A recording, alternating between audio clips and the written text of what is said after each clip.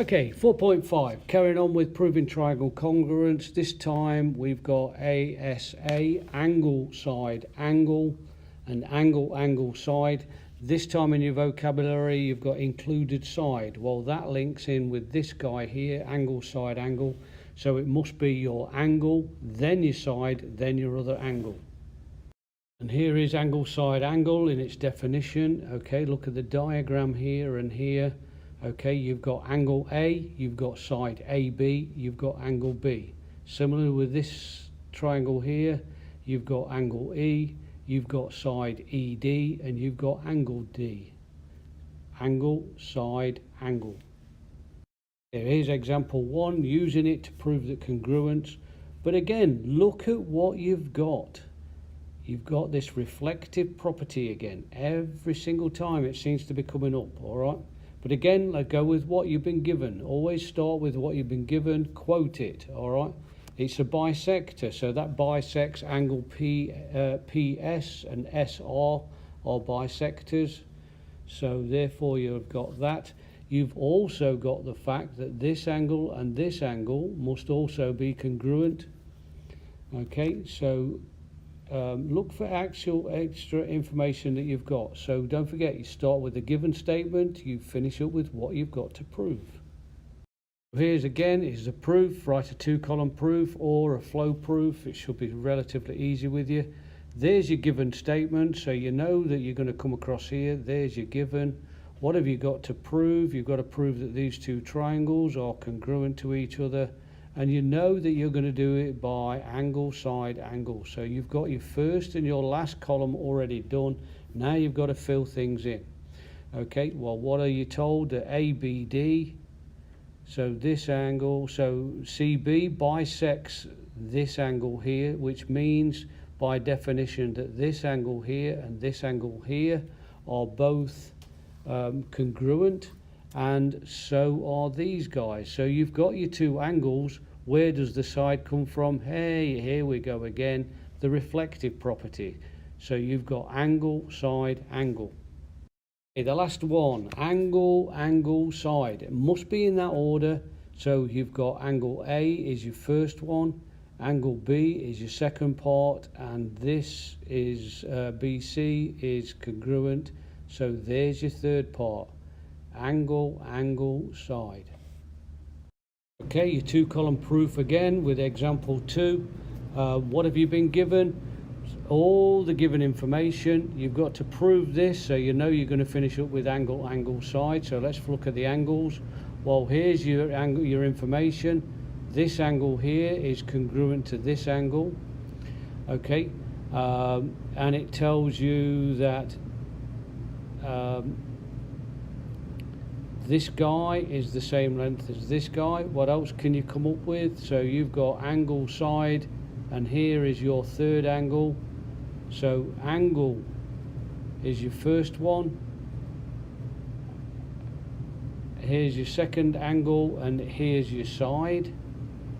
So angle, angle, side. Sometimes they try to confuse you. So which have you got? So here's you've got your angle here, which is okay. Well, straight away they put the fact that these are parallel. These are congruent as well. So you're thinking straight away. You're thinking angle, side, angle. Well, that's not what they're asking. It's got to be angle, angle, side. Remember.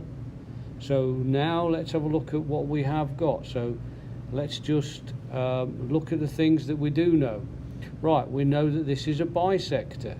So then you now know that this guy and this guy are also congruent. So we've got our angle here, we've got our second angle here. Where do we get the side from? Hey, lo and behold, we've got a reflective property again. So we've got our angle, and our side. Proved, done it. And here's an example of putting everything into real life. Again, look at all the wording. Okay, if you are not a reader, these are where the ones you're going to struggle. But here's where you can find the width of a particular river or a creek or whatever. And again, you can use angle, angle, sides. You've been given certain information. For a start, angle D and angle C are both 90 degrees. And if you look at angle A, that's a reflective property, and it does tell you that DE is 15 feet long. So it's angle, angle, side. As long as you've got the same distances, everything also needs to be 15 feet. Okay, so let's have a look at A. What do we know about A? Well, we know that E is the midpoint of AC.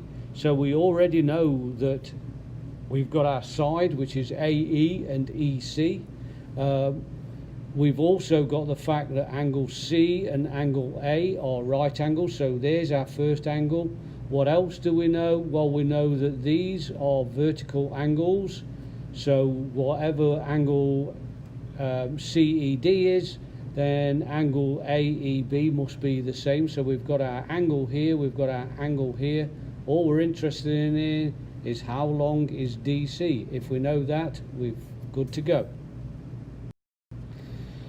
Okay, so let's use that information as far as we need to know. Well, we can do some extra work if we want, but we don't have to. What do we do know now? We know that DC is 550. Okay, we do know that DE is 851, and we know that CE must be half of this guy, which is 650 meters. So we've got all the sides. What we need now is to find the angles. Or do we need to find the angles? Well, if you already know all the sides, everything else is given, because we do know that from A is angle, angle, side. We got that from part A.